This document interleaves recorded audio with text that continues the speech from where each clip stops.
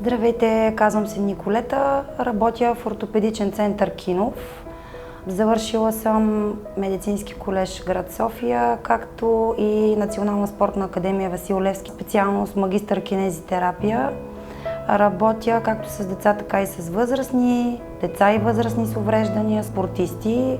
В дългогодишната си практика разбрах, че за мен най-важното нещо е когато видиш удовлетворението в очите на пациента и както при малките, така и при големите, както и при спортистите и хората с специален режим на тренировки имат нужда от качество, разбиране и съответно то не е само физическо, оптимално и максимално възстановяване, а също и повдигане на психоемоционалния тонус. За мен това е много важно.